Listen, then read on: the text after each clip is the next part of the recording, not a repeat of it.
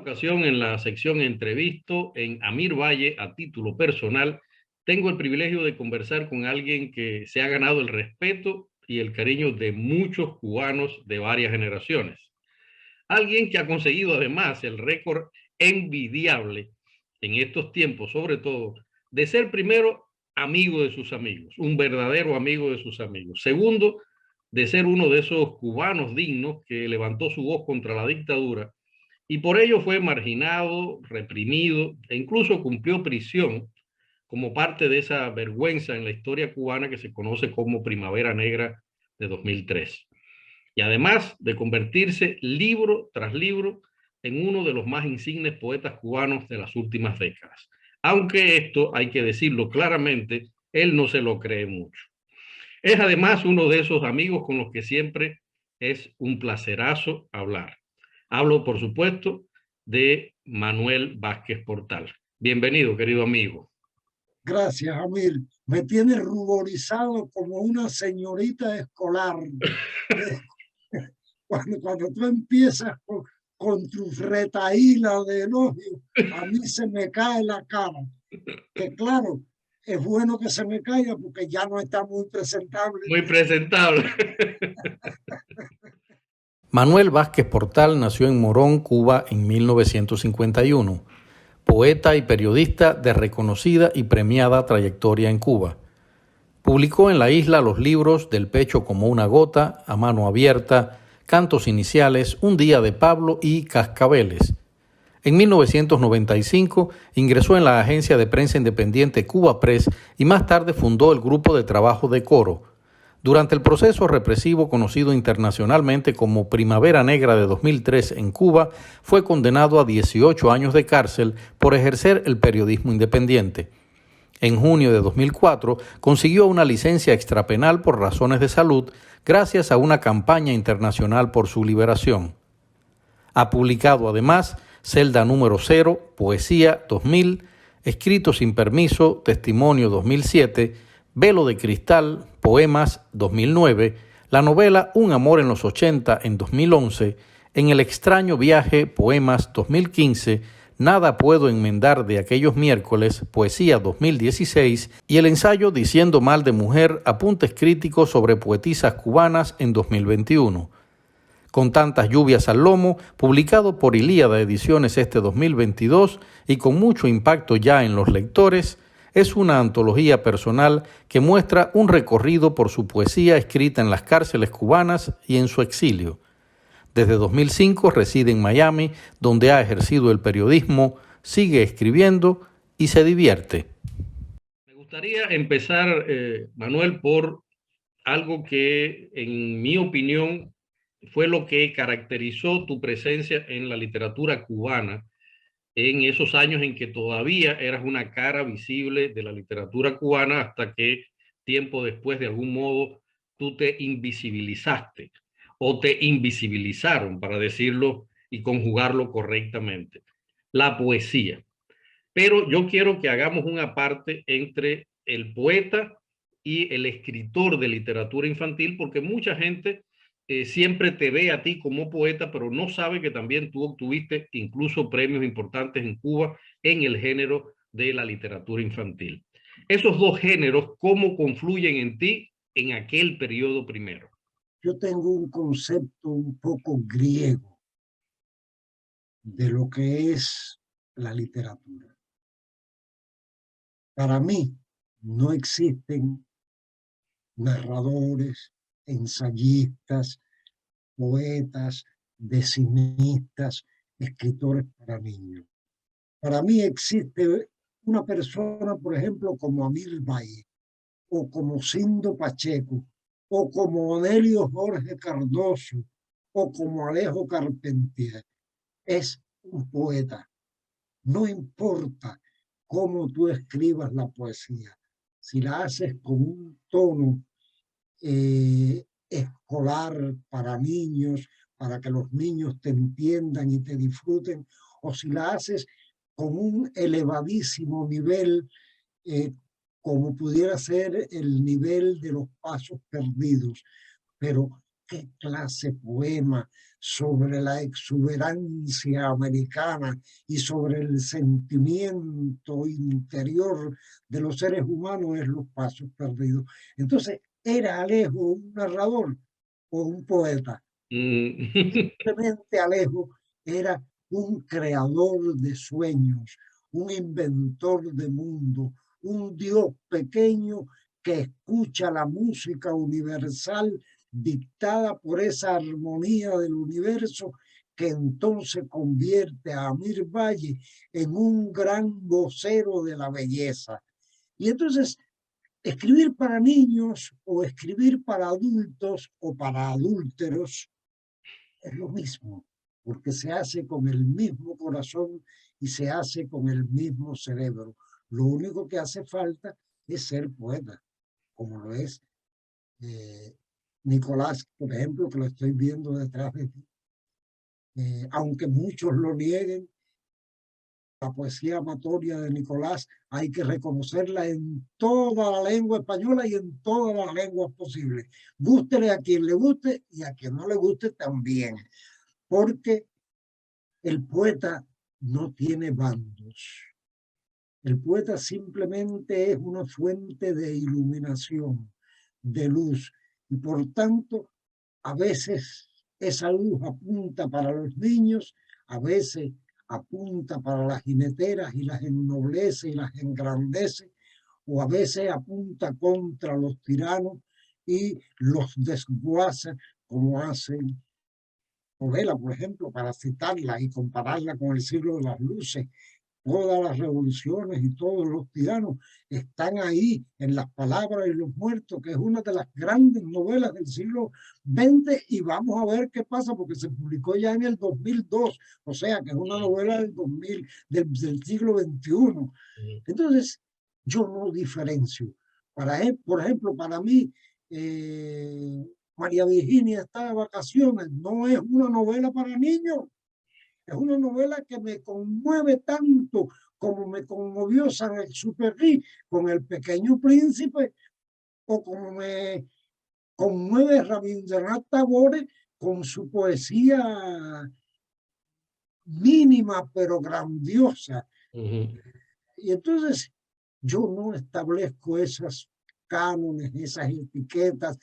Realmente, sí es cierto, a mí se me conoció primero como poeta, luego como escritor para niños y luego como un desheredado de todas de las élites. fortunas. Ahí yo quiero llegar a ese punto, Manuel, y es el hecho de, por ejemplo, cuando uno mira a Cuba, uno mira esa compleja, digamos, problemática, normalmente me hacen preguntas y a veces dicen que yo soy nostálgico, porque digo que, por ejemplo, los años 80 en Santiago de Cuba, cuando confluimos Odette Alonso, León Estrada, Garrido, Torralba, fue uno de los momentos más importantes y hermosos de mi vida. Y que además fueron momentos que me formaron como persona, y que además existían un grupo de instituciones que estaban manipuladas, lo supimos mucho después, que estaban estructuradas para silenciarnos, para callarnos, pero que a nosotros eso nos importaba realmente un carajo, porque nosotros estábamos viviendo realmente nuestros deseos de convertirnos en aquel momento en escritores. La pregunta que yo quiero hacerte a ti, si tú tuvieras, digamos, que valorar, obviando lo que vino después, valorar ese momento en el que tú entras, en donde están las caras de los amigos, los momentos especiales, los premios, la alegría compartida, los sueños, digamos, por intentar imponer un modo de decir. ¿Qué tú recuerdas de esa primera etapa? Mira, como me encanta esa pregunta. Me encanta porque tú sabes que yo voy contra todos los Valladares. No permito que me le pongan cercas a ningún ser humano. Y he pagado el precio y lo sigo pagando y lo estaré pagando toda mi vida. pero el que quiera encasillarme, encuadrilarme, meterme a Amir Valle dentro de un cercado, ahí mismo se buscó la bronca conmigo. Entonces, ¿qué pasa con los años 80? Mira, comencemos por una palabrita muy jodida que se llama nostalgia. Cuba es un país lleno de nostalgias. Y ahora dije nostalgias en plural, porque cada generación tiene su nostalgia. Y no me gusta que me impongan la nostalgia a favor ni la nostalgia en contra. Porque tu nostalgia y mi nostalgia y la nostalgia de Glavis, Coro Montanet, son diferentes. ¿Pero por qué son diferentes a la de otra generación? Porque aquí en Miami confluyen todas las nostalgias. Hay quien tiene nostalgia del internado de Belén y del Country Club, porque fue su generación la que vivió eso. Pero entonces tú y yo añoramos la escuela al campo y la carne rusa. ¿Qué cosa más? ¿Qué cosa de? Pero yo no te prohíbo que tú añores y sientas nostalgia por la escuela de Belén, pero coño, no me prohíbas que yo sienta nostalgia por Pablo Milanés si tú la sientes por Celia Cruz, y si tú la sientes por la orquesta de Fajardo, déjame a mí tener mi nostalgia por los Bambán, porque son mi vida y las nostalgias dependen de lo que tú has vivido. La generación esta de los 80, mira, logró imponerse por ciertas razones muy simpáticas. Es el momento en que ha ocurrido la gran catástrofe ideológica de la revolución, de lo que se llamó Revolución Cubana. Jimmy Carter acabó con los residuos ideológicos de lo que Fidel Castro llamaba revolución. El Mariel fue un plebiscito en desbandada. Cualquier presidente con vergüenza hubiera renunciado. ¿Y a qué se le debió? A una gestión muy inteligente de Jimmy Carter. Le guste o no le guste a los republicanos, le guste o no le guste a los demócratas, le guste o no le guste a los comunistas cubanos, pero es la verdad. En ese momento, Fidel Castro empieza a cobrarle la deuda al principado lejano con que se había aliado para salvarse del principado cercano hostil, y le cobra a la Unión Soviética la deuda de ser un buque de guerra a 90 millas de los Estados Unidos, y le dice: ahora es el momento en que yo tengo que demostrar que la invasión de Coca-Cola y pacotilla que me metió Jimmy Carter aquí, tengo que contrarrestarla con una supuesta pomposidad económica desde la parte proletaria. Y es cuando el chorro económico de la Unión Soviética se engrandece, se crea un mercado paralelo, se empiezan a subvencionar instituciones como el ICAI, la Casa Caribe en Santiago, la UNIA se fortalece, los viajes de los escritores. Entonces hubo un renacer, pero que era un renacer producto de una crisis política. Pero esa crisis, nosotros que la vivimos, somos los que podemos entender qué cosa era Manguera. Manguera, la multifarra larga aquella, pero que no la había en los 70, que había un hambre de carajo. Y entonces nos pareció que había un florecimiento. Pero el florecimiento económico no es siempre florecimiento artístico. El florecimiento artístico venía gestándose desde otros momentos, y ya los reyes en el jardín empezaban a deshojar la margarita, y ya empezaban las inconformidades, y ya empezaban: no me cambies mi idea por una multifarra, no te voy a vender mi corazón por un viajecito a conocer la nieve. Ramón Fernández Larrea, pórtate bien o no conocerás la nieve. lo interpretó perfectamente desde ese primer momento. Y hoy nos damos cuenta de que esa generación comprendió realmente lo que era la definición de arte y la definición de política. Por eso a esta generación no se le puede venir con cuentos. Con un cuento. Porque se lo jugaron todo en el momento real y se lo siguen jugando después para defender aquello en lo que creyeron y en lo que siguen creyendo, que es la iluminación, la grandeza, la bondad de arte.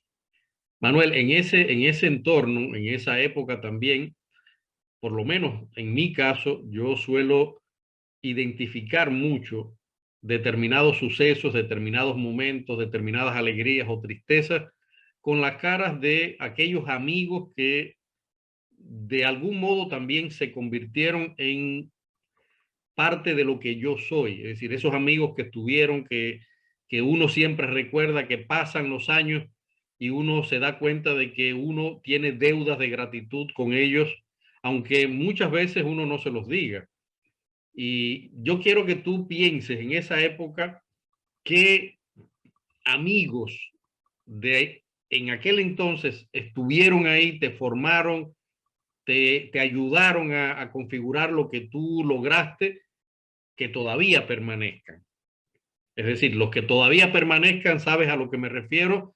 Sencillamente los que todavía, pese a todas las cosas, tú puedes decir, yo quiero y estoy agradecido de esta persona, a pesar de todas las circunstancias, ¿no? ¿En quién piensas? Mira, pienso, por ejemplo, en Efraín Morciego. Pienso, por ejemplo, en Alex Pauside. Pienso, por ejemplo, en Emilio Coma Pared. Que algunos son escritores de un nivel y otros son escritores de otro nivel, pero todos fueron seres humanos que me acompañaron.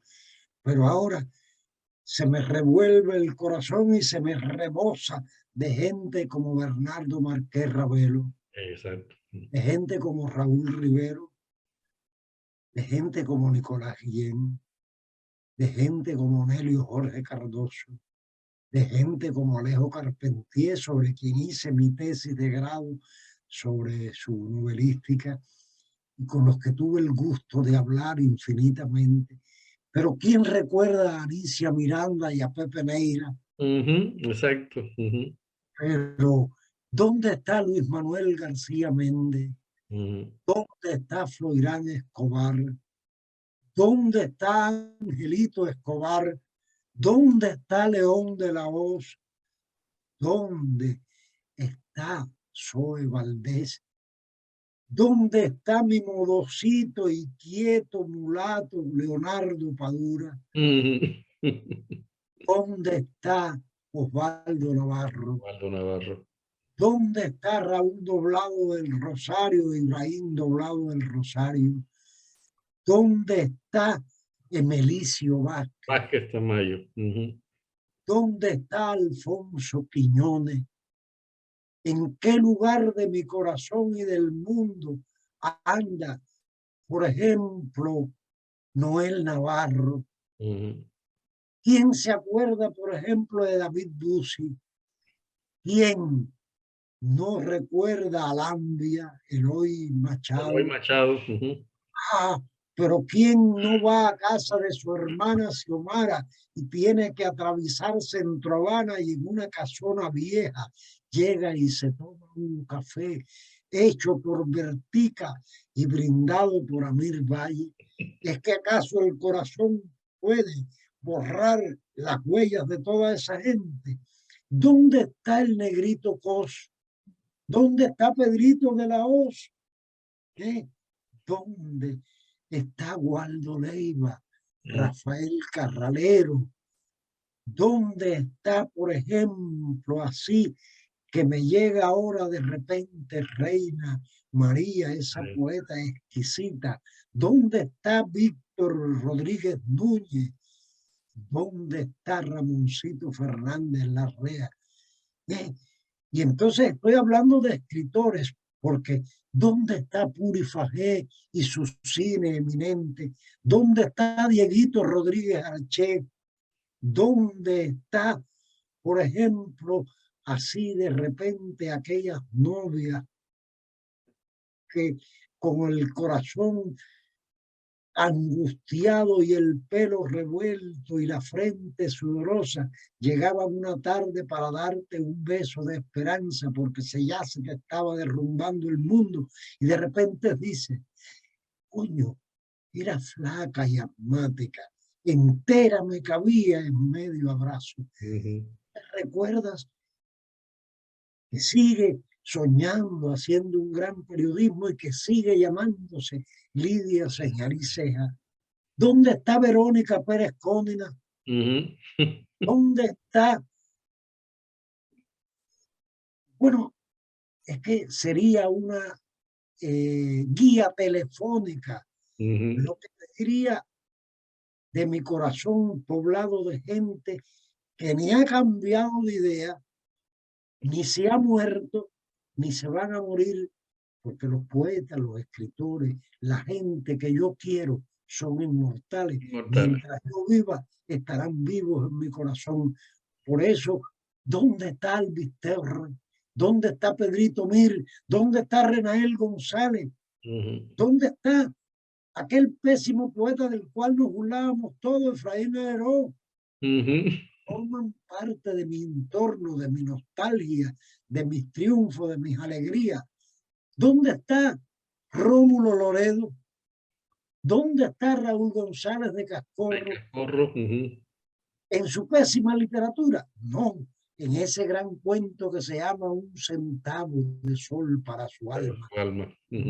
Porque yo no recuerdo a Raúl González de Cascorro por su literatura vendida a una ideología extraña, ni a una mala y chapucera forma de escribir. Yo lo recuerdo por ese gran cuento con que se ganó el concurso Hernández Catá y que tiene un fabuloso título, Un centavo de sol para su alma. Está escrito por la mano de Dios, porque yo a los escritores, a los poetas, los recuerdo por lo bueno que han hecho, no por lo malo. A mí me importa 3 carajos que Fina García Marrú haya firmado la carta contra mí, que estaba preso, era de los 75, contra los pobres 3 negritos, porque ella no la firmó. Firmó la mano temerosa de alguien que había sufrido también la censura cuando su propio sobrino informaba contra ellos. Su sobrino obligado además, y que escribió un precioso libro que se llama Informe contra mí mismo, porque los engómez eran contra él, contra su gente. Entonces, ¿qué me puede importar a mí que Fina García Marrú haya escrito esa carta? No, a mí me importa su poema, que cada vez que leo un poema encuentro la finura de Sor Juana, la elegancia de Gabriela Mistral, el encanto de Fina García Marrú. Eso es lo que me importa. Me importa 3 carajos que William Consider sea comunista. Exacto. Me importa 3 carajos que Leonardo Padura no diga lo que le gustaría decir, pero que no puede. A mí me interesa de Padura quitarle quizás 60 o 80 pastillas al hombre que amaba a los El hombre que amaba a los perros. Pero yo lo recuerdo por lo bueno que ha hecho, no por la circunstancia. Imagínate que yo empezara ahora a pensar o a odiar a Góngora porque odiaba a Quevedo, porque Quevedo es un poeta que yo quisiera ser Quevedo, por eso, pero entonces no puedo odiar a Góngora, porque y el lenguaje eglológico, esas tristes églogas de Góngora, ¿dónde las dejo si lo odio? El odio a Mirvalle, al único que descojona, es a quien lo siente. Y entonces yo estoy seguro que los poetas de verdad Y cuando digo poeta, ya dije el criterio que tengo de Sí, poeta. sí. Para mí, ningún poeta alberga odio en su corazón, porque si no, no podría iluminar. Exacto. Y y del corazón de los poetas solo brota luz. Por eso, cuando oigo a alguien desbarrando, siento que también está obligado por otras razones. A veces, Padura no puede decir lo que quisiera porque está obligado por razones ajenas, pero quien desbarra contra Padura a lo mejor lo está haciendo porque también depende de desbarrar de Padura para poder seguir en tal o más cual estrato. Entonces, que no me venga a joder nadie. Que cada quien sabe lo que hace, o como dirían los viejos, ¿eh? Cada dedo sabe lo que reempuja y cada aguja lo que cose. Vamos a llamar las cosas por su nombre y vamos a tratar de dejar una obra realmente que le sirva a alguien. A alguien. Como diría Ernst Pam, aunque sea a 4 personas. A 4 personas. Estas palabras para 4 personas, diría Ernst Pam. Además, si aspiramos a más de 4 personas, nos frustramos. No frustramos. Siempre ha sido elitista. Exacto. Cuando ya nos leen 4, ya son felices. Hay algo, Manuel, que a mí siempre me conmueve y es que, o sea, es justamente lo que tú has dicho, es algo que yo creo que todo el mundo debería escuchar y debería aplicar, y creo que es algo que los cubanos vamos a decir, tendríamos que obligarnos a practicar de algún modo. Yo recuerdo, por ejemplo, cuando tú empezaste a ser un poeta, digamos, alguien que era un total apestado en La Habana, tú de algún modo siempre te sentiste conmovido, y yo lo sentía, yo me daba cuenta, porque a mí no me importaba dónde estuviera yo, tú eras mi amigo, yo iba, te abrazaba, hablaba contigo, y en momentos en el que mucha gente te dio la espalda, en el que mucha gente se apartó de ti, precisamente por ese imperio del miedo que estaba creado en Cuba, que sabemos cómo funciona.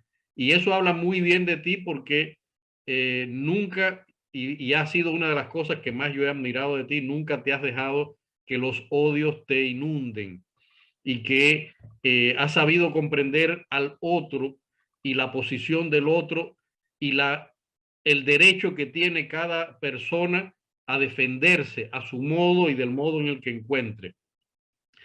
Por eso esa, digamos, enumeración que tú has hecho ahora mismo, que está lleno de personas que muchos pueden decir, ese es un miserable, otros van a decir, es un oportunista, otros van a decir cualquier cosa. Hay muchas cosas que se pueden decir sobre muchas personas de esa lista. A mí me sucede exactamente lo mismo. Es decir, personas que incluso me hicieron daño, yo siempre digo, yo prefiero recordarlos como cuando éramos ingenuos, inocentes, en ese amor que es como yo los tengo en la cabeza, lo otro no me importa.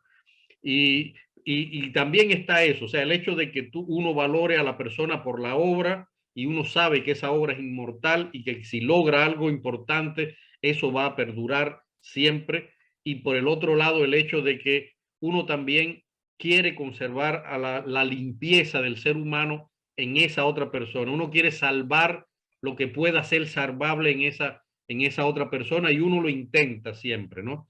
Ahora, yo creo que, por ejemplo, y caemos a un aspecto que tiene que ver con el miedo. Y yo quiero preguntarte algo muy específico. Yo recuerdo una vez cuando Joanny Sánchez estuvo por primera vez en mi casa, cuando no era absolutamente nada conocida Joanny Sánchez, y ya yo estaba también en el plano que tú conoces de apestado. Y Joanny me hace la pregunta, me pregunta cómo tú perdiste el miedo. Y yo recuerdo que en ese momento yo le dije, el problema es que ya me lo han quitado todo, ¿qué más me van a quitar? Fue mi respuesta a lo que me salió en ese momento, ¿no? A mí me habían absolutamente marginado, y realmente la vida era un verdadero infierno. La pregunta es, antes, o sea, estamos en el periodo anterior de que tú empezaras a militar profundamente en esa oposición, primero individual que tú tuviste, después de algún modo colectiva desde el periodismo, pero ¿qué fue lo que te hizo a ti perder el miedo? Mira, dejar de creer. El ser humano necesita creer en Dios o en el partido, en cualquier partido. Cuando tú dejas de creer en una mujer, no le pegas, te peleas con ella. Cuando tú dejas de creer en un libro, no lo quemas, sencillamente lo apartas, no lo lees. Cuando te aburre un cuadro que tienes colgado en la pared, no lo echas a la basura, tratas de regalárselo a alguien a quien le haya gustado, porque el secreto está en conservar las cosas en tu corazón. El miedo uno lo tiene desde la posición no nata en que está en el útero. Cuando uno tiene miedo se pone en esa posición no nata de los niños, que es la manera en que uno cree que se cubre de todo. El miedo es innato, todos lo sentimos. El que diga que no ha tenido nunca miedo es un real pendejo que le tiene miedo a tener miedo. No, yo tenía muchos miedos, pero sencillamente me rebelo cuando dejo de creer en algo que creía firmemente. Yo amaba el proyecto que me habían vendido, pero lo amaba con el mismo amor con que amo hoy la libertad, porque el proyecto que me habían vendido era la libertad, el progreso, la solidaridad, la grandeza, solo que descubro que no era y dejo de creer en él. Cuando dejo de creer en él, pierdo los miedos. Voy a creer en lo que yo realmente siempre he creído. Ustedes dejaron de ser, pero yo no voy a dejar de ser. La revolución dejó de ser. La utopía dejó de ser. Lo que yo suponía que ustedes eran, dejaron de ser. Por lo tanto, el que no va a dejar de ser soy yo. Y voy a luchar para que ustedes también disfruten de lo que yo creo que es valioso, iluminador, grandioso. Y sencillamente del mismo modo en que escribí una crónica defendiendo las escuelas al campo, escribí una crónica diciendo que las escuelas al campo eran una agonizante de esclavizar y recortarle las alas a los niños y destruir la familia, porque fue lo que descubrí, lo que me enseñaron, lo que nadie tenía que explicarme. Yo lo estaba viendo, por lo tanto, no podía seguir creyendo en ello. Recuerdo, y recuerdo esta anécdota porque en un periódico escribí una crónica que se llamaba Gemelas muy diferentes, que era hablando de las escuelas del campo. Y las gemelas eran muy diferentes porque una era muy jodida y la otra era muy bollante. Y entonces la que era bollante era mentira y la que era una díscola jodedora y era la verdad. Y de ahí entonces, por ejemplo, sale un tipo como Enrique del Risco. Tú dices, ah, mira el niño modosito, disciplinado, que se ganó la Lenin, que era una selección. Sin embargo, ¿quién es Enrique del Risco? Ah, cuidado, que ahí adentro estaba el poeta, ahí adentro estaba el tipo grandioso. Esa escuela no lo pudo descojonar porque él era un tipo que sabía lo que quería, que creía en lo que siempre fue grandioso. Y el resultado es, ¿dónde está Enrique del Risco? Se me hubiera olvidado ahorita en la larga lista. ¿O dónde está Galeano, el pobre Eduardo? Entonces, yo creo que el secreto está en que tú pierdes el miedo cuando dejas de creer y te das cuenta que tu gran creencia, la que siempre has tenido dentro, es la que tienes que defender. Y entonces, para defender esa creencia interior, es que se pierde el miedo. Hablar de poesía es un poco incómodo en ese caso, pero yo, ¿por qué para mí es incómodo? Porque sabes que yo he escrito poesía, todo el mundo lo sabe, pero yo dije alguna vez que a mi familia, que si alguna vez publican algo de lo que yo he perpetrado dentro del género, tendrán mi excomunión de per secula seculorum, ¿no? Porque es para mí el gran género y por eso yo intento seguir siendo narrador, ¿no? A pesar de que escribo también poesía.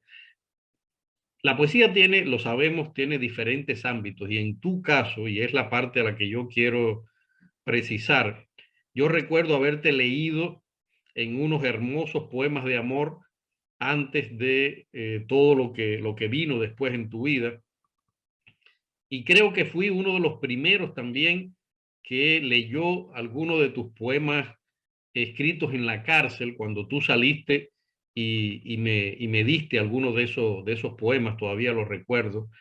La poesía de algún modo siempre es íntima, eso es obvio, es algo que nace, pero la poesía carcelaria, la poesía hecha en la cárcel, de algún modo es también una poesía de denuncia. Y la pregunta es, tú has vivido las dos situaciones, es decir, la inspiración que de pronto llegue esa, llámese musa, llámese lo que se llame, ante la figura de una mujer, de un amante, de algo bello, y también ante la figura del horror.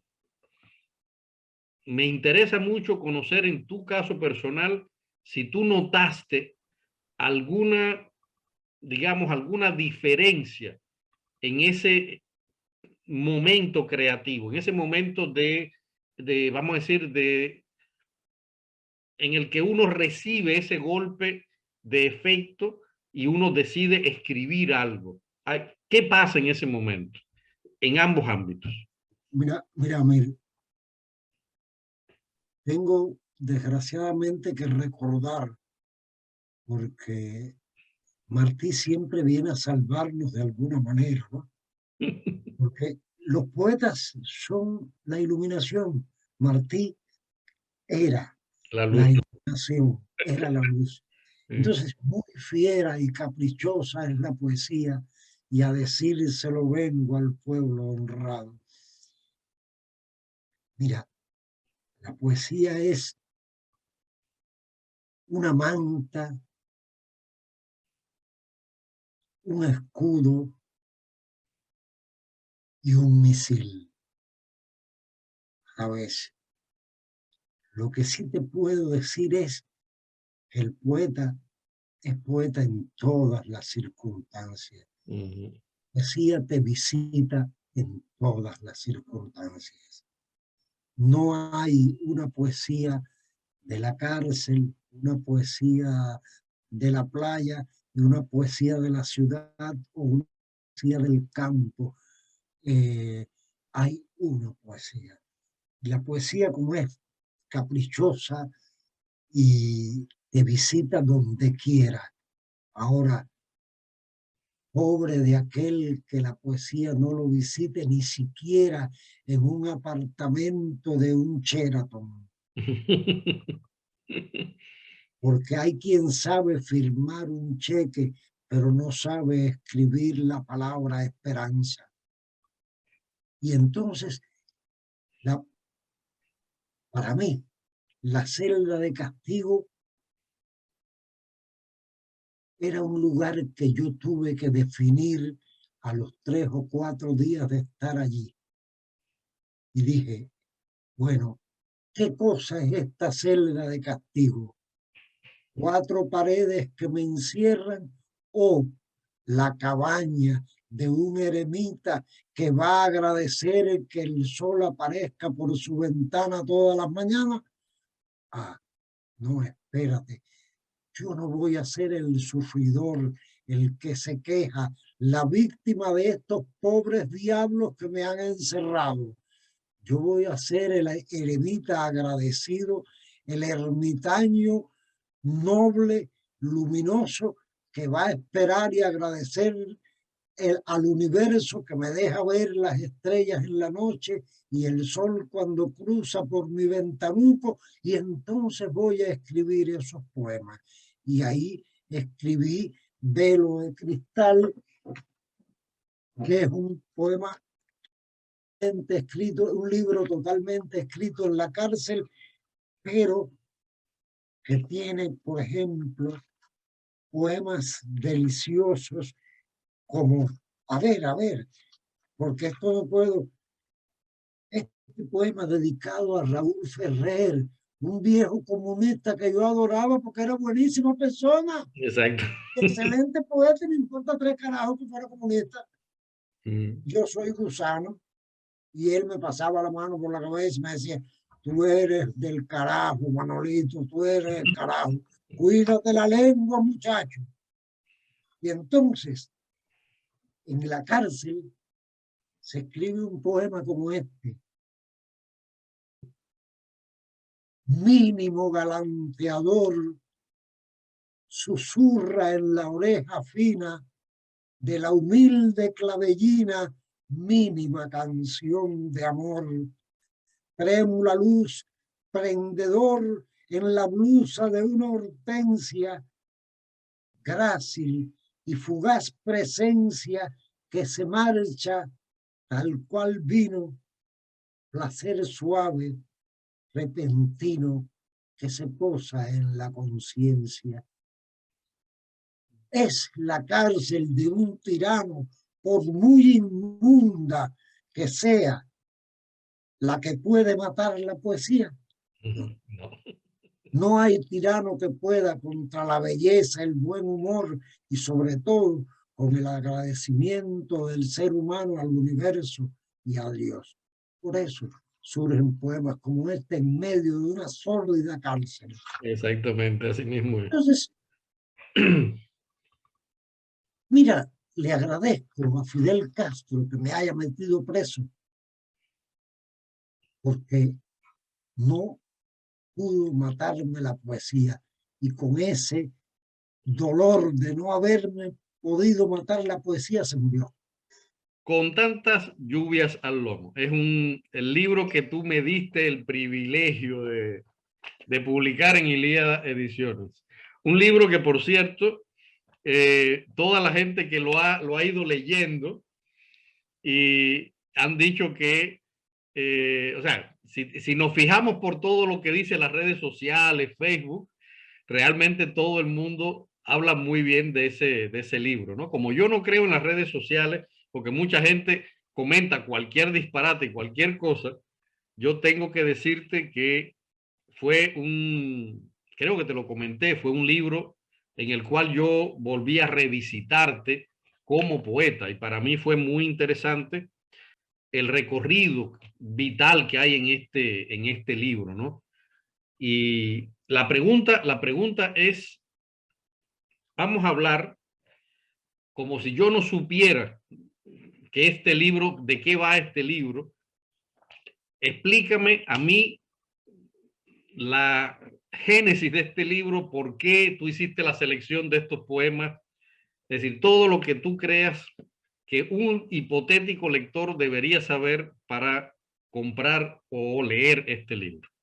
Recuerdo que el anuncio de la salida del libro lo hiciste en Semana Santa. Recuerdo haberte llamado y haberte dicho, caramba, me has resucitado, porque estaba precisamente rememorando la resurrección de Cristo, y además estaba pensando en ti, en tu propio cristianismo, en el cristianismo de mi querido Garrido. Además, yo soy un amante de Cristo. Quizás no sea un cristiano, pero soy un amante de Cristo porque yo amo a los grandes hombres. Y los grandes hombres no son los de los entorchados militares o los de la corona, más bien son los de la corona de espinas. Los grandes hombres son los de la corona de espinas. Porque siempre somos un Cristo muriendo tras el otro. Todos nosotros por dentro somos un Cristo muriendo uno tras el otro. Se nos muere un Cristo y otro y otro y otro, pero seguimos resucitando porque hay una rara función del universo que nos hace y nos deshace. Entonces, con tantas lluvias al lomo, la gente, algunos bien intencionados y otros mal intencionados, han recordado aquel poema de Fayad Hamis que se llama Con tantos palos que te dio la vida, que recuerda un poco Con tantas lluvias al lomo. Pero bueno, vamos a hacer primero el análisis del verso. Con tantos palos que te dio la vida es un título que tiene que ver con los golpes que no te evitan seguir siendo amoroso, como con tantas razones para odiar a Emilia, pero no la odio. Entonces, la función del título de Fayad era recordar los palos que le dio la vida para él no perder la cantidad de amor, pero no, con tantas lluvias al lomo, es sencillamente la experiencia, la acumulación de lo vivido.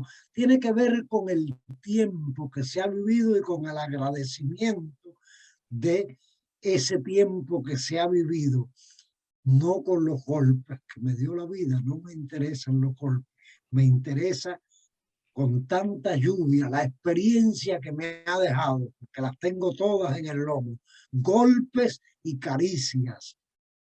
Y entonces, además, es un verso de unas décimas que se llaman junio. Y entonces, junio es un mes muy plumbeo, de llovedera, pero además es la cintura del año, es el mes 6. Y entonces, con tanta lluvia al lomo, y cuesta mucho subir la cuesta, dice el verso. Y entonces dice que todas esas lluvias que llevo al lomo estuvieran ahí. Pero, ¿qué ocurrió? Yo te iba a hacer una antología donde incluyera del pecho como una gota, a mano abierta, 6 a la mesa, poemas y cantos iniciales, donde hay esos bellos poemas de amor de que tú hablas, como era Manuel, estoy lavando mis camisas, lo malo son los atardeceres, que eran poemas que yo adoro, pero que ¿qué pasó? Que cuando salí de la cárcel y vine al exilio, nada más que traía la camisa que traía puesta. Todo mi archivo se quedó en La Habana. Pero entonces ese archivo se perdió porque se perdió la casa. Y al perderse la casa, pues se perdió todo el archivo. Y yo no tengo los libros míos publicados en Cuba. Creo que tengo un solo libro que se llama Un día de Pablo, que es precisamente un poema, un libro de poemas para niños, pero que no lo voy a buscar ahora. Que además fue un libro que se vendió como 3 ediciones que le hicieron, Un día de Pablo. Era un libro de poemas para niños dedicado a mi hijo Pablo. Y entonces es el único libro que tengo, no tengo los libros, por eso no los incluí y de memoria no me los sé. Porque yo me sé muchos poemas y muchos poetas, pero de los míos me sé muy poco. Y entonces, ¿aquí qué hice? Digo, bueno, vamos a empezar por celda número 0. Exacto. La gente me relaciona con la cárcel, con el presidio político. Carajo, olvídense un poco del tipo que se vio obligado a fajarse con un tirano. Piensen en el poeta, porque celda número 0 yo la escribí en los años gloriosos de que hablábamos. Entre el 85 y el 89 escribí celda número 0. Y el primer presidiario que leyó celda número 0 se llamaba nada más y nada menos que don Eliseo Diego. Cuando le di el original de celda número 0, leyó los poemas, me dijo, Manolito, no se lo presentes a ninguna editorial en Cuba. Digo, pero maestro, ¿por qué? Dice, es que no lo van a entender, porque ellos van a creer que la celda número 0 es una celda de verdad. Y ellos no se van a dar cuenta que la celda número 0 de que tú hablas es esa celda donde te puso Dios y de la cual no puedes escapar. Esa celda número 0 es el símbolo del destino trágico griego, de la inexorabilidad. Es la celda donde te puso Dios y de la cual no puedes escapar, pero ellos no lo van a entender, así que no lo publiques. Y el libro se vino a publicar en el 2002, sí, en el 2000, en Miami, en Cubanet, la editorial para la cual yo hacía periodismo. Celda número 0 es eso, es el canto, es una conversación con Dios realmente, porque es el canto de aquella persona que sabe que no puede escapar de su destino.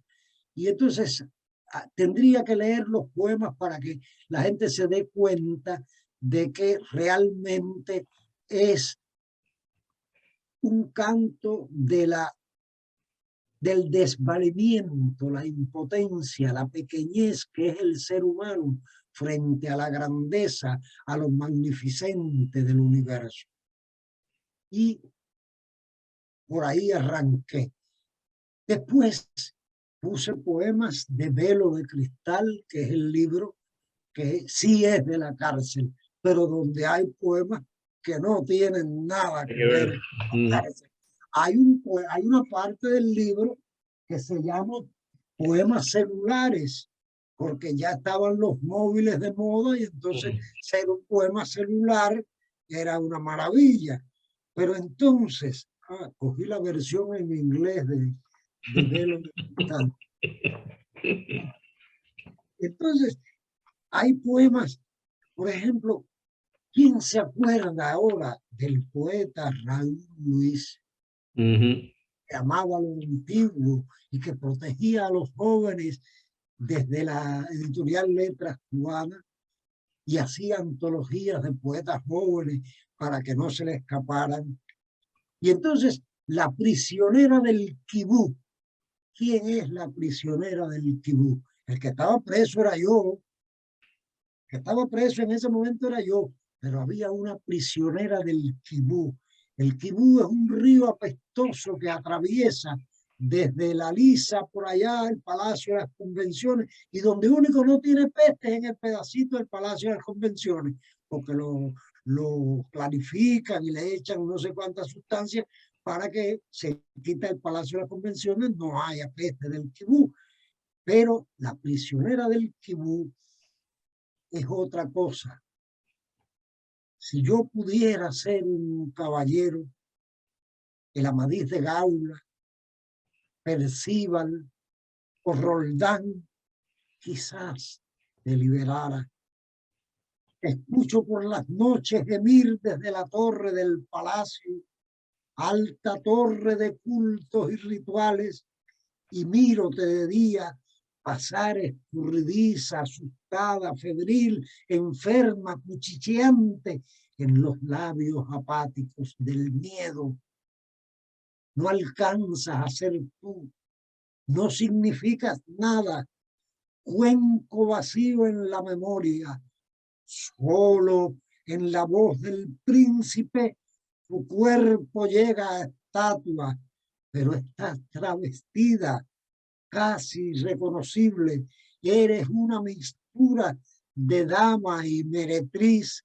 Si yo pudiera ser el Amadís de Gaula, rescatarte en la grupa, liberarte en el ágora y verte reventar brillante y clamorosa cual fuego de artificios. Pero pobre de mí, soy el torpe felibre amordazado que en mitad del otoño me he quedado sin ti. Qué mala palabra. Es un poema a la libre expresión. Entonces, les recomiendo a la gente que se lea este poema que se llama La prisionera del Kibú. No sé si lo puse en la antología, no creo que lo haya puesto en la antología, pero es un poema que está en este libro de escrito desde la cárcel y dedicado a un viejo comunista que terminó con la cabeza rota por oponerse a que alguien golpeara a la gente cuando el Mariel. Cierto. Entonces, cuando la policía se lo quiso llevar preso porque estaba defendiendo a los gusanos que querían irse, él sacó el carnet del partido. Yo soy militante del partido, pero al otro día entregó el carnet. Cierto. Terminó revisándole los trabajos de periodismo al grupo Cuba Press que presidía Raúl Rivera. Luego de los poemas en la número 0, Con tantas lluvias al lomo, vienen dos libros que se mezclan, que es el género que más yo quiero. No es un género, es poesía simplemente, que es la décima. La décima y el soneto. Pero es que la décima en Cuba es viajera peninsular, como te has ablandado, es insonte enamorado, te dio cita en el palmar. ¿Tú sabes lo que le pasa al indio Naborí? Lo mismo que le pasó a Buesa. Buesa se vendió al dinero y él se le vendió al partido, pero eran grandes poetas los dos. Y entonces la décima es Cuba, porque fíjate que lo que se cantaba en España era el romance.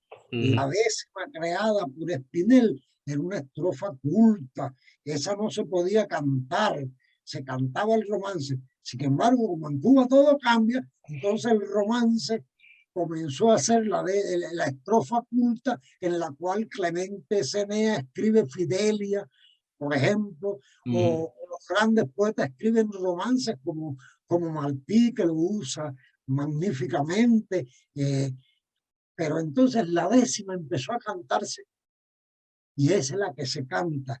Y como yo soy un que adora la canturía, pues entonces viene esa parte que se llama 10 en punto. 10 versos en punto, que también es las 10 en punto, que es la hora en que empiezan casi a las parrandas a ser grandiosas.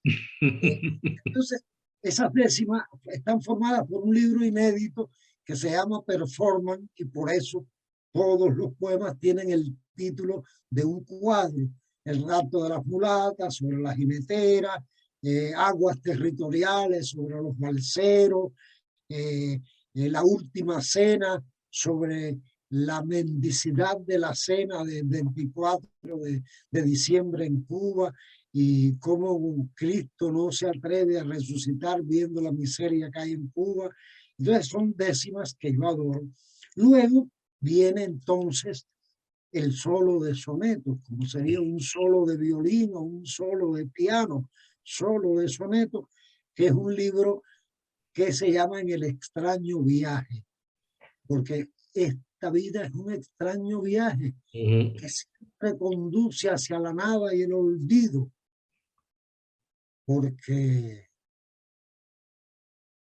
realmente todavía están sin responder las principales y primigenias preguntas de la filosofía.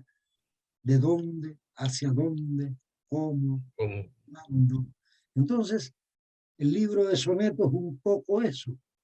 Esas dudas filosóficas, ese encontronazo de la realidad con la interioridad, de la minimez del hombre y la grandiosidad del universo. Y finalmente, entonces viene algo que es un libro que yo adoro desde el título. Es genial. Nada puedo enmendar de aquellos miércoles.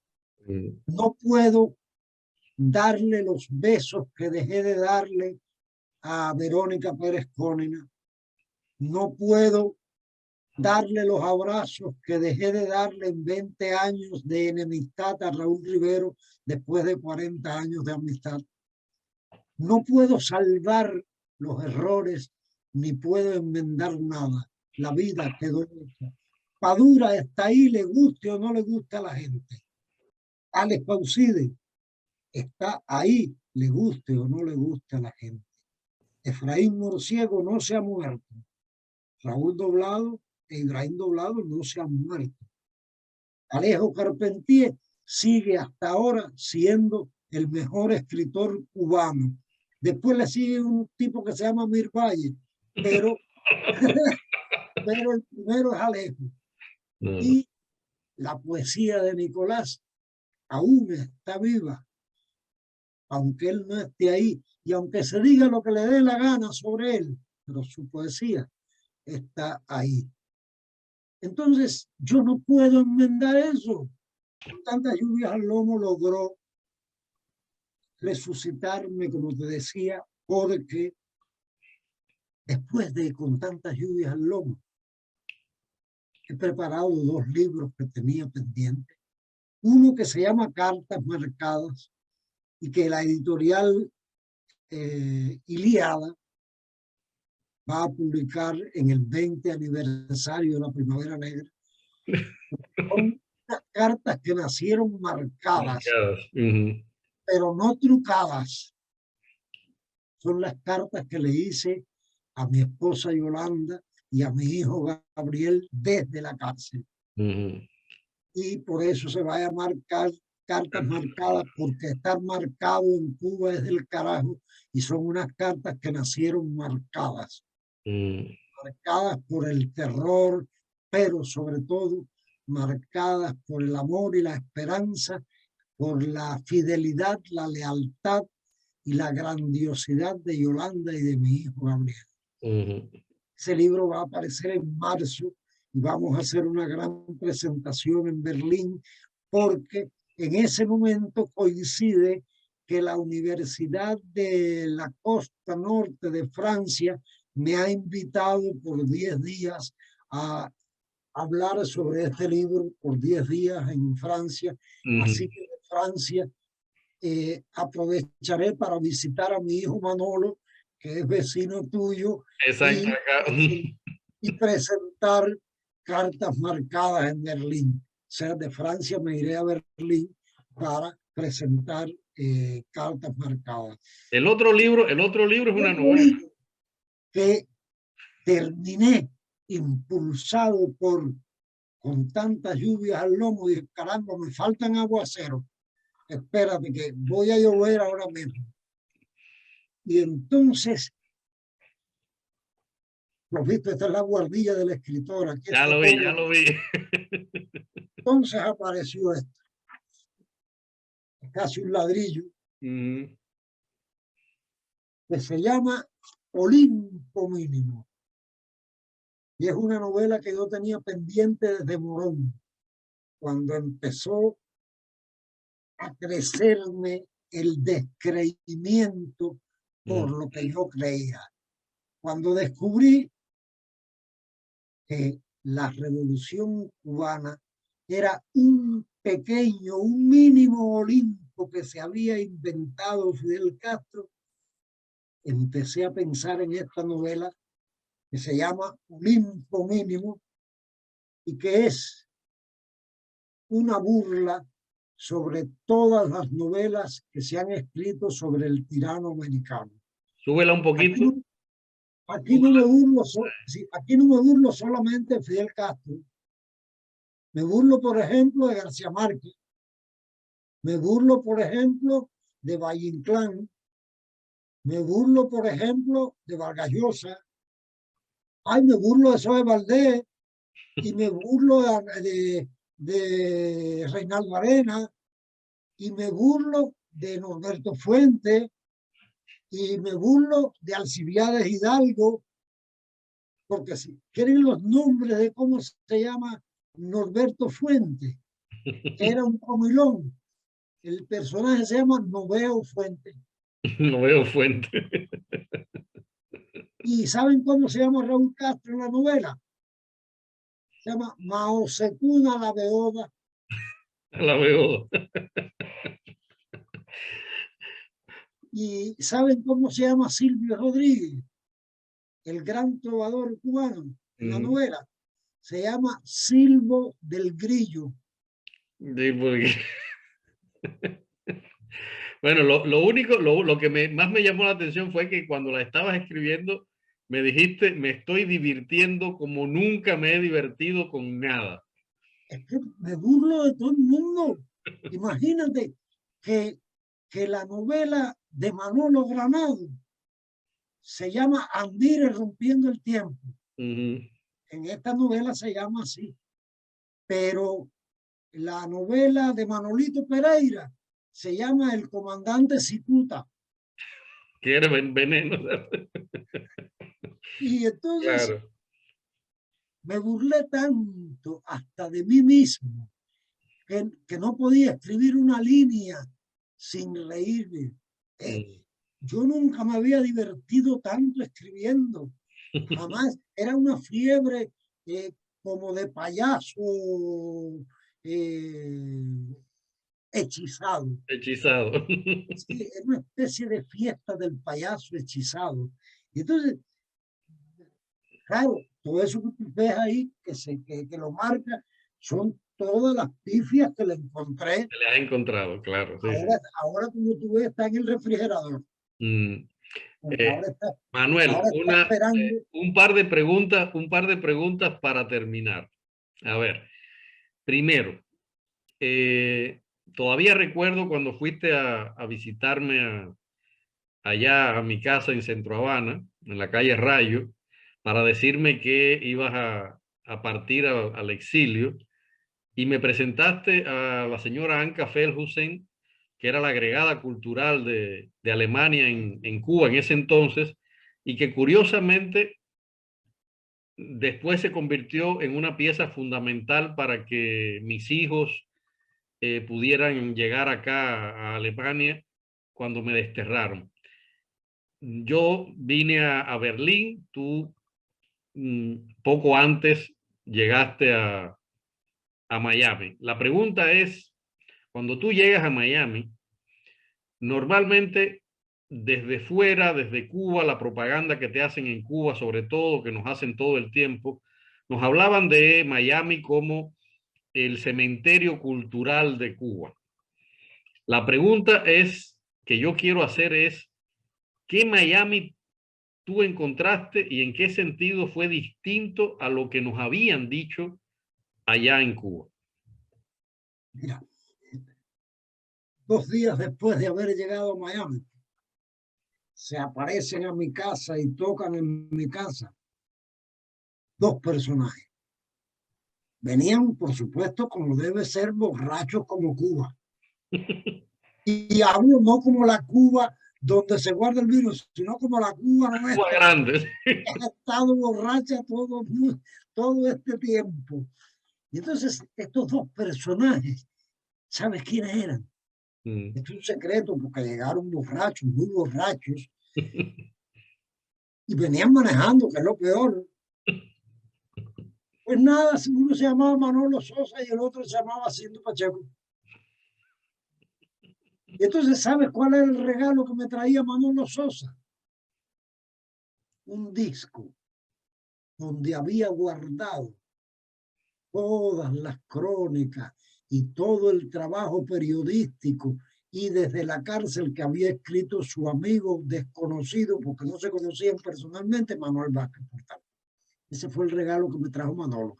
Un disco con toda mi obra periodística, disidente, independiente, guardado para que yo no perdiera eso. Y siendo Pacheco, por supuesto, venía manejando y te vas con nosotros o te vas con nosotros. Cuando Yolanda se puso muy brava, pero me fui con ellos. Y entonces empezamos a hablar de literatura, de los amigos comunes. Y entonces yo dije, ¿dónde está el Miami que me decían?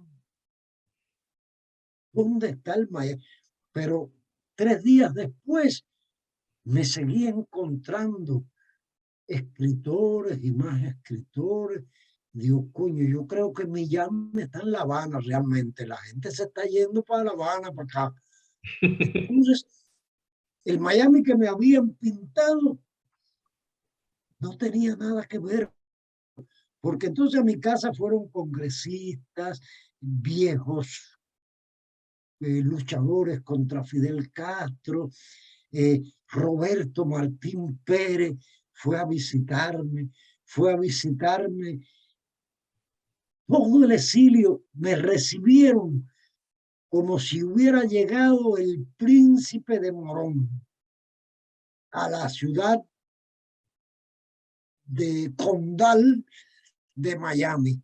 Y entonces yo decía, ¿por qué tiene el gobierno cubano que mentir de ese modo? Cuando alguien miente, ese es el verdadero miedo, el que te hace mentir. Entonces, yo desde mi columna del Herald empecé a contarle a la gente cómo era el Miami que yo había encontrado. Y era un Miami donde yo abría la pila y había agua. Todo el día había agua. Fue lo que más sorprendió a mi pobre mujer, que podía fregar sin tener que guardar un cubo para tener el agua depositada. Pero cuando me di cuenta, me invitaron al PEN, a la Casa Bacardí, a otra peña literaria. Cuando vine a ver, conocí de cuál desierto cultural me están hablando.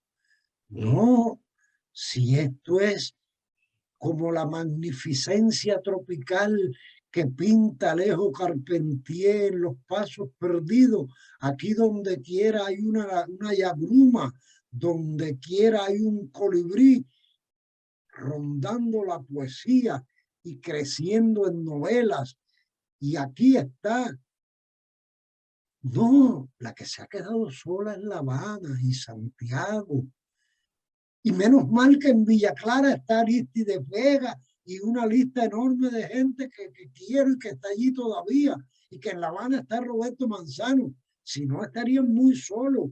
El desierto cultural realmente es Cuba. No es Miami, ni es Berlín. En Berlín está Mirvalle, Ares Marrero, este muchacho que tiene mi apellido Vázquez, que es un historiador tremendo. Y se me olvida muchísima gente, pero en España está todo el mundo, Abel Germán, Lidia Señarí, millones de gente, pero casi seguro en el desierto de Sahara hay algún escritor cubano. Entonces, ¿dónde está el desierto cultural de que hablan esa gente allá, pobrecito? Están atolondrados, no saben lo que están haciendo. Por eso Dios los perdona, porque no saben lo que dicen. Entonces, el Miami que yo encontré fue un Miami solidario, creativo, donde cada día, todas las semanas nos reunimos. Y lo más lindo, nos sale muy barato comprar una caja de cerveza. Y cuando se termina la tertulia literaria, seguir bebiendo. Mi presentación en el consulado de Cabaiguán, con tantas lluvias al lomo, no fue una presentación de un libro, fue una fiesta a donde acudieron, por ejemplo, la hija que vino a ser de Efraín Morciego y Blancadelia, y me hizo recordar a toda esa pandilla camagüeyana y santiaguera que nos reuníamos cuando entonces nos decían tojosistas o esas cosas raras de las clasificaciones. Entonces, ¿cómo tú le explicas a alguien que la hija de un poeta como Efraín Morciego va a la presentación de un viejo poeta como yo en Miami? Entonces el desierto tiene hasta camino que conduce a los jóvenes hacia los viejos poetas. No, Miami no es un desierto. Miami es el oasis de la cultura cubana. Exactamente. Yo siempre sí estoy diciendo en todos los lugares, Manuel, que por ejemplo, algún día tendrá que reconocerse ese enorme acto de resistencia cultural que ha sido la diáspora cubana. Es decir, que se ha enfrentado contra todas las banderas, es decir, en todos los sentidos, ¿no? Muchos que nos acusan de no ser cubanos y no estudian nuestras obras porque supuestamente no escribimos desde la isla. Y entonces desde allá, por supuesto, ya nosotros estamos muertos para ellos. Y contra esos molinos de viento uno ha ido haciendo, y ahí hay una proeza de cultural inmensa que realmente es asombrosa. La pregunta final que yo quiero hacerte es la pregunta que yo le hago a todas las personas que viven fuera de la isla y que de algún modo son creadores. El exilio, desde muchos puntos de vista, es ruptura y es al mismo tiempo para otros continuidad. Todo depende de la perspectiva con la que se asuma ese tiempo de estancia en otro sitio o en otra cultura. La pregunta para ti sería, cuando tú piensas qué te ha dado a ti el exilio, en qué te ha convertido el exilio a ti, y por supuesto, cuando yo menciono a ti, estoy hablando del mundo que te rodea, de Yolanda, de tu hijo, de tus hijos en definitiva, de manera general. ¿En qué tú piensas?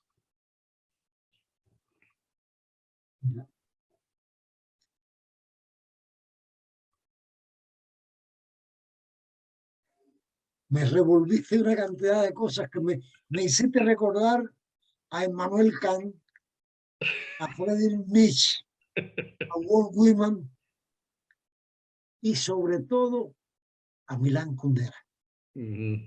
La breve eternidad del instante, ¿no?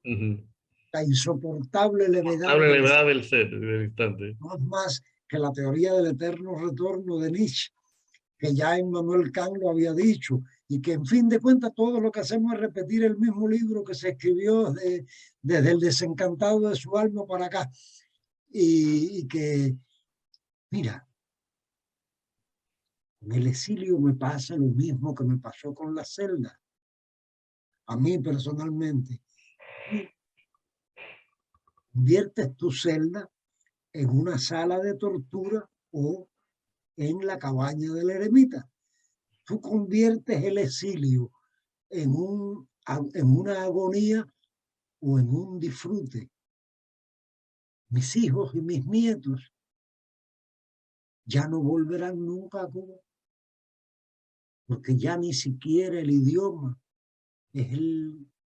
Ellos tienen la cubanía en su corazón, pero su vida real, concreta, su esperanza, su futuro, ya no es en Cuba.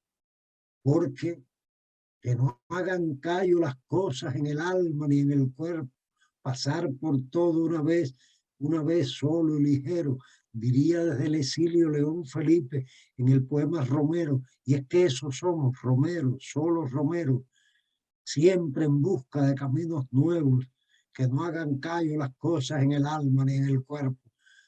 Entonces, yo me pregunto, ¿se alcanzará la libertad? Sí. ¿Volveré? Sí. Vivo o muerto, pero volveré, porque si no vuelvo yo, van a volver algunos de mis libros, algunos de mis poemas, algunos de mis recuerdos. El exilio es una necesidad cuando se ha perdido en tu patria la decencia. Cuando en tu patria se pierde la decencia, los hombres libres, decentes y buenos se van al exilio. No les queda otra alternativa. Por eso, para mí, el exilio ha sido la manera de adecentar el pensamiento. Si alguna rabia me produjo el gobierno cubano, aquí me la ha adecentado de tal modo que los veo como eso, como gente que Dios perdona porque no saben lo que hacen ni lo que dicen. Están conspirando contra ellos mismos. Entonces, el exilio para mí no ha sido más que un distanciamiento de tanta belleza que dejé atrás, pero de tanta belleza que me puebla, que no me deja ver la aridez del exilio en ningún sitio. No me siento extranjero en ningún lugar. Mi patria y mi guitarra, o sea, mi patria y mi bandera están en mí, como diría la canción de Serrat. Mira, Serrat es otro que es comunista, pero la gente lo quiere muchísimo. Entonces tú puedes evitar escuchar Penélope porque Serrat sea de izquierda. De izquierda. O puedes odiar a Sabina porque sea de izquierda y que ya dijo que las revoluciones envejecen horrorosamente. Entonces eso, el exilio es un tránsito, un momento. Y la gran obra cubana quizás siempre se ha escrito desde el exilio. Martí, porque tenía un exilio interior en Empedrado que no salía de allí, así que Lezama también estaba en el exilio. El exilio es una experiencia, sencillamente que te ennoblece o te embrutece, depende de ti mismo. Yo quiero pedirte para cerrar esta entrevista, que ya vamos para 1 hora y media, que tú busques ahí Con tantas lluvias al lomo, la página 145, y leas un soneto que se llama Sin Gobierno, que a mí me encanta ese. Lo leí en la presentación de la 145. Este es un poema Sin Gobierno. Yo tenía un reloj que no restaba, sigue sin restar. Yo tenía un reloj que no restaba. El necio no sabía de aritmética. Con un poco de ardor y otro de estética, el tiempo por muchachas lo marcaba. Nunca supe muy bien si se atrasaba o si su velocidad era frenética. Su calenda era más bien urética, midiendo la distancia a que orinaba. Un verano gastaba en un instante y un instante lograba hacer eterno, anárquico, burlón y trashumante. Sus agujas blandía como espada, iba de la bondad a la trastada, sin pena, sin pruritos, sin gobierno. Eso es genial. Además, eso de medir el tiempo por muchacha, eso era cuando tú eras novio de fulana y cuando tú eras novia de mengana. Y eso de gastar un verano en un instante y un instante lograba hacer eterno, era un reloj anárquico, burlón, trashumante, corredor. Bueno, muchas gracias. Aquí tenemos, o sea, Con tantas lluvias al lomo, es el libro que ha servido de pretexto para que este señor y yo estemos conversando durante todo este tiempo. Está disponible en las plataformas de Amazon y otras plataformas en Internet, en las dos versiones. Y Manuel, muchas gracias de verdad por tu tiempo. Ya sabes que tú y yo, cuando nos ponemos a hablar, nunca terminamos, pero hay que terminar. Hay que terminar, ¿eh?